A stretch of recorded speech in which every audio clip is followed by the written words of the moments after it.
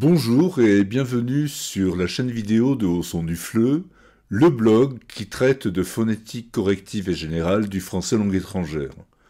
Aujourd'hui, nous allons aborder une question qui est toujours une source d'embarras pour les profs de FLE: quand pratiquer la correction phonétique en cours? Dans tous les cas, c'est une question de contexte et nous allons voir quels sont les différents contextes envisageables. Il y a en gros 4 possibilités. D'abord, je suis prof de FLE et je fais cours à mes élèves. À quel moment vais-je dédier une séquence à l'intérieur de ce cours pour pratiquer la correction de la prononciation? Ça n'est jamais tellement évident et cela embarrasse un certain nombre d'enseignants. Deuxième cas de figure, l'atelier de correction phonétique. Ce cas de figure est intéressant dans la mesure où il offre davantage de souplesse à l'enseignant, en même temps que cela est pour lui comme pour ses élèves un véritable espace de libération, si je puis dire. Troisième cas de figure, le labolangue, un mot qui fleurebonde les années 60-70, que j'ai choisi de conserver par nostalgie. Ce que j'entends par labolangue, c'est lorsque l'élève, en groupe ou en autonomie, doit pratiquer via un ordinateur maintenant des exercices de correction phonétique, soit tirés de manuels spécialisés, soit provenant de sites internet qui proposent ce genre d'exercice. Enfin, un dernier cas de figure qui s'est très récemment développé, le cours en visioconférence. Voyons tout d'abord le premier cas de figure, certainement le plus fréquent de loin pour beaucoup d'enseignants, la séquence qui est dédiée à l'intérieur d'un cours et, mine de rien, le contexte est quand même complexe. Il y a un certain nombre de paramètres à considérer. D'abord, quel genre d'activité l'enseignant va proposer. Ensuite, d'où proviennent ces activités? Est-ce qu'elles sont tirées de ressources diverses ou bien sont-elles élaborées par l'enseignant? Et à partir de là, il y a un certain nombre de paramètres qu'il est important de consulter. La fréquence du cours. S'agit-il d'un cours en intensif, en semi-intensif, 1 à 3 heures par semaine? Si le cours est intensif, il peut être recommandé de faire de la correction phonétique chaque jour, sans abuser toutefois. Même chose s'il est en semi-intensif. 1 ou 2 fois par semaine, la question se pose: quels sont les objectifs des élèves? Ont-ils vraiment besoin de travailler beaucoup la langue étrangère à l'oral? Y a-t-il nécessité de faire de la correction phonétique? La question est importante. Ensuite, le nombre d'élèves. Grand groupe ou groupe restreint? C'est véritablement une question importante. Pour faire de la correction phonétique, il est beaucoup plus efficace de travailler avec un groupe restreint. Si on est dans une salle de classe, un groupe restreint, c'est un groupe qui ne dépasse pas 15 élèves. Le groupe idéal, c'est autour de 10-12 élèves. Là, on peut véritablement être efficace. Dans un groupe plus important, les élèves ne sont pas suffisamment sollicités et il est beaucoup plus difficile d'installer des pratiques remédiatrices. Ensuite, il y a quand même également un paramètre très important. S'agit-il d'élèves volontaires, c'est-à-dire des élèves qui véritablement demandent à faire de la correction phonétique, sont tout à fait d'accord, ou bien s'agit-il d'élèves contraints? Théoriquement, ce sont des élèves qui sont en cours et à qui on impose une ou des séances de correction phonétique, voire de labolangue, mais qui n'éprouvent pas de plaisir particulier, ni d'intérêt particulier, surtout, pour faire de la correction de la prononciation. La durée de l'activité est également à considérer, et elle dépend notamment de la fréquence du cours. Si l'on a des cours qui sont en intensif ou en semi-intensif, on peut pratiquer la correction phonétique sur des séquences de 30 minutes, 45 minutes, 60 minutes pour les kamikazes de la correction phonétique, pas davantage. Et pendant ces séquences dédiées à la correction phonétique, on ne laisse rien passer. On corrige, on est méchant, donc on fait son travail. Par contre, pendant le reste des activités en classe, Ce n'est pas la peine de torturer l'élève, ça n'est pas la peine d'intervenir en permanence si l'élève commet des erreurs, car le risque, dans ces cas-là, c'est de complètement démotiver ou de dégoûter l'élève. Donc, l'élève sait que pendant la séquence dédiée à la correction phonétique, on ne lui laisse rien passer. Par contre, on lui fiche la paix aux autres moments du cours. Sauf, si vous avez certains élèves qui demandent à l'enseignant d'intervenir malgré tout, de les corriger malgré tout s'il y a un problème. Dans ces cas, effectivement, vous pouvez les aider, faire une correction. Ça n'empêche absolument pas le travail. Enfin se pose l'expertise de l'enseignant. L'enseignant est-il un praticien de correction phonétique, entraîné, confirmé, ou bien est-il novice en matière d'enseignement de la prononciation? Ses stratégies et sa rapidité d'intervention ne seront absolument pas les mêmes dans ce cas-là. Ce qui est important quand on organise une séquence de correction phonétique, c'est de diversifier les activités à l'intérieur de la séquence. À savoir, il ne faut pas proposer au groupe le même type d'activité d'un cours à l'autre. Il y a un risque d'usure et de démotivation. Il est important de créer un petit effet de surprise de temps en temps. C'est ce qu'on va voir sur la diapositive suivante. Un autre cas important quand on organise cette séquence de correction phonétique, c'est d'imaginer des activités. Certaines activités sont des classiques de la correction phonétique, vous les retrouvez dans tous les manuels spécialisés. D'autres peuvent sortir des sentiers battus et favorisent justement cet effet de surprise propre à relancer l'intérêt et la motivation des élèves. Enfin, quelque chose d'important, c'est d'entrelacer les activités, parce que proposer la même activité durant toute une séance peut engendrer la lassitude, donc le manque d'intérêt. Changer d'activité relance l'intérêt des apprenants. Voilà par exemple des activités qui sont entrelacées au cours d'une séance. Bon, là j'ai pris l'exemple d'un cours qui dure 60 minutes. Chaque activité prenant une vingtaine de minutes. C'est ainsi que à la leçon 1, vous travaillerez sur des relations entre phonigraphie, puis sur la correction de son, et enfin un travail sur le rythme et l'intonation. Rappelons que travailler sur le rythme, c'est véritablement une activité de base en correction phonétique. La séance suivante, vous commencerez par la correction des sons, puis un travail sur le rythme et l'intonation, et enfin vous reviendrez à un travail sur la relation phonie-graphie. Et la séance suivante, vous commencerez par un travail sur le rythme et l'intonation, vous proposerez ensuite une autre activité, à vous de la prévoir, et vous reviendrez sur la relation phonie-graphie. Alors là aussi, quelles ressources utiliser? Celles des manuels spécialisés en phonétique du FLE, des activités tirées d'ensembles pédagogiques qu'utilise le professeur pour faire son cours, ou des activités naturellement qui se retrouvent sur des sites spécialisés en correction de la prononciation. Le problème, c'est que le prof n'y trouve pas toujours ce dont il a besoin, loin s'en faut.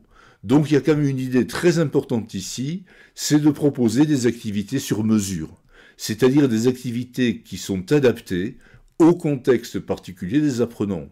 Il est intéressant, si le cas s'y prête, de constituer une équipe pédagogique motivée. Il est toujours plus intéressant de travailler à plusieurs que d'être seul.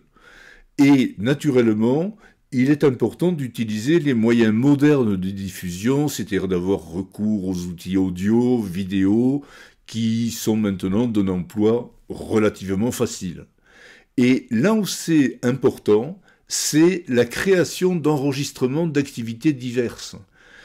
Il s'agit de faire des enregistrements en variant les voix, ça c'est véritablement important, et éventuellement en variant les accents, si par exemple vous avez des professeurs de FLE ou des personnes dans votre entourage qui ont des accents autres que l'accent de référence que vous utilisez en cours. Ça peut être intéressant pour, entraîner un peu l'oreille de vos élèves.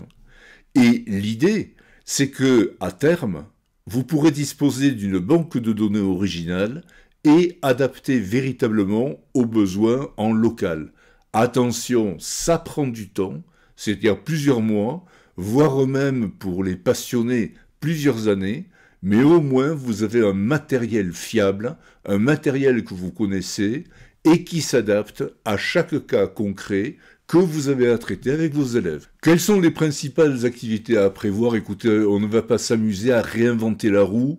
Un prof et une équipe pédagogique peuvent vivre un moment privilégié en créant et en donnant vie à leur propre matériel, je le répète, mais les enregistrements, cela peut être des exercices de répétition, des exercices de discrimination, ça ne fait jamais de mal, ça peut être également des conversations diverses, des dialogues divers, ça c'est véritablement extrêmement important. Enfin, ça peut être le recours à des chansons, dans la mesure où cela marche très bien avec beaucoup d'étudiants.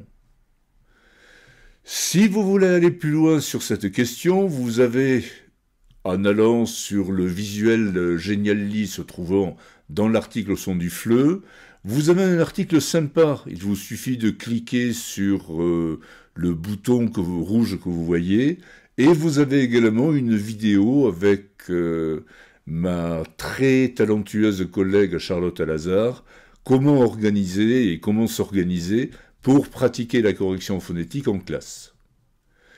Le deuxième cas de figure que l'on peut envisager, c'est l'atelier de correction phonétique, si vous avez la chance d'avoir une salle dédiée en tant que prof, et si vous avez la chance de pouvoir organiser ce genre d'activité au sein de votre institution. Je ne vais pas détailler véritablement ce que l'on peut faire lors d'un atelier de correction phonétique. Cela nécessiterait une autre vidéo. Mais l'idée, c'est que vous avez à votre disposition plein d'activités avec des variantes qui permettent de travailler sur la voix, sur le mouvement, sur le corps. Et puis c'est un travail collectif. Là, ce n'est plus l'interaction élève-prof, c'est véritablement un travail avec des interactions entre pairs. Et quelque part, c'est très différent parce que le contrôle du prof est moins affirmé que lorsqu'il s'agit d'une relation en face à face. Et puis c'est important parce que l'élève s'approprie l'espace, il y a une véritable libération du corps, et comme j'aimais très souvent le dire à mes étudiants, la libération du corps précède souvent la libération de la parole. Avouez que c'est beau. Alors, là aussi, donc, le contexte est essentiel pour faire donc ce genre d'activité. Vous avez ici une vidéo pédagogique que vous pouvez voir en allant donc consulter le Genially disponible sur le site au son du FLE. Et vous avez également une série de 3 articles qui exposent une réflexion sur verbotonal et théâtre. Le travail en oblongue ou sur Internet, en autonomie ou bien sous la supervision d'un enseignant. Bon, là, nous avons donc recours à une multitude de ressources, des enregistrements d'exercices extraits de manuels en phonétique du FLE, d'ensembles pédagogiques, l'accès à des sites Internet qui proposent des activités orales orientées vers la phonétique du FLE. L'intérêt, c'est d'avoir quelque part une banque de données extrêmement riche. Le problème, je le répète, c'est qu'il s'agit pour vous de trouver, en tant que prof, l'activité que vous souhaitez véritablement réaliser avec vos élèves et non pas des exercices plus, entre guillemets, généralistes. Par contre, j'attire votre attention sur un point. Le recours à ces ressources est complètement inutile tant que la surdité phonologique de l'apprenant n'est pas entamée, chose qui survient à certaines étapes de sa progression. Si vous avez affaire à des élèves débutants, faux débutants, ou même ayant un certain niveau en français, mais qui sont fonctionnellement sourds aux sonorités du français, il est absolument inutile de leur imposer la torture d'exercices de phonétique par laboratoire de langue ou à partir d'exercices que vous avez pris sur Internet.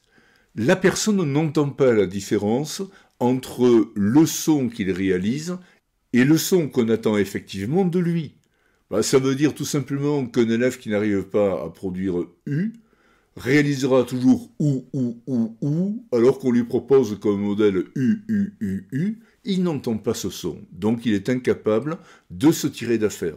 Et c'est uniquement lorsque il y aura eu un déverrouillage de son oreille suite à un entraînement permettant en quelque sorte à son audition petit à petit, graduellement, d'entendre la spécificité des sons du français, qu'à un moment le déclic se fera et que l'élève pourra tirer réellement profit des exercices qu'on lui demande de pratiquer en autonomie ou en groupe, par exemple dans un laboratoire de langue.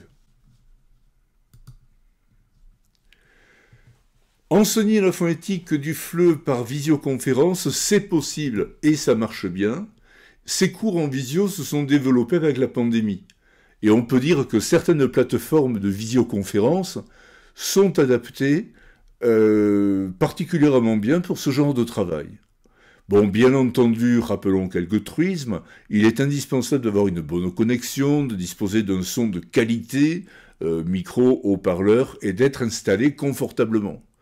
Et les séances se déroulent plutôt avec un ordinateur. La tablette, pourquoi pas, par contre, certainement pas avec un téléphone. Là aussi, lorsqu'on travaille en visioconférence, on peut dispenser des cours de prononciation en face à face ou à des groupes restreints, et 4 participants simultanés paraît être le nombre maximal pour que le cours soit efficace pour l'ensemble des personnes. Chaque participant, y compris l'enseignant, doit apparaître à l'écran en plan poitrine. Ceci permet de voir les gestes accompagnant la parole et on ne peut pas faire de cours de phonétique corrective sans l'utilisation de gestes que l'on appelle dans le jargon des gestes facilitants. Il est également possible d'assurer des sessions de formateurs en phonétique du FLE. Là aussi, c'est en face à face, en groupe restreint, voire en groupe plus important. Et il est indispensable de faire alterner l'indispensable formation théorique avec des vidéos illustrant les pratiques réelles de correction phonétique. Là encore, j'utilise un de mes mantras, la phonétique corrective se démontre, mais surtout se montre. Enfin, il y a tout un matériel spécifique à prévoir. Là aussi, le formateur doit disposer de sa banque de données pour animer des cours de prononciation comme des cours de formation de formateurs. Il doit disposer d'enregistrements vidéo, d'enregistrements audio, de diaporamas, plein de ressources qui sont mises à disposition et de matériel permettant de travailler en autonomie, dans la mesure où il peut, et il a intérêt, à proposer des exercices que les élèves vont faire entre 2 séances. Ce qu'il convient de ne pas oublier, c'est que le prof doit bien être conscient que l'acquisition de la matière sonore d'une langue étrangère demande toujours du temps, plus ou moins long selon les élèves, et cette acquisition de la matière phonique convoque plusieurs compétences. Une compétence linguistique, bien entendu, c'est-à-dire l'acquisition graduelle d'un nouveau système d'unités phonético-phonologiques mobilisable en toutes circonstances. Il y a également une compétence psycholinguistique. La perception et la production de la parole se fait en langue étrangère en appliquant les procédures de segmentation et d'identification idoines. Et enfin, une compétence sociolinguistique, c'est la reconnaissance graduelle d'un ou de plusieurs accents qui sont marqueurs d'un ou plusieurs groupes sociaux représentant la L2. Merci de m'avoir suivi jusqu'à présent. Cette présentation est une création du blog Au son du FLE. En cliquant sur le QR code en bas de l'écran, vous pouvez directement vous rendre sur le blog. Merci et à bientôt pour une nouvelle vidéo.